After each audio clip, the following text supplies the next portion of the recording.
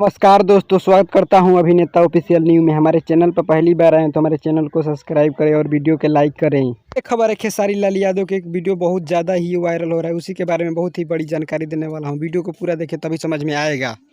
खेसारी लाल यादव पहुंचे थे कल हैदराबाद के सेट पर। उसी समय का ये वीडियो बहुत ज़्यादा से तेज़ी से वायरल हो रहा है यूट्यूब पर या फेसबुक, ट्विटर सब जगह।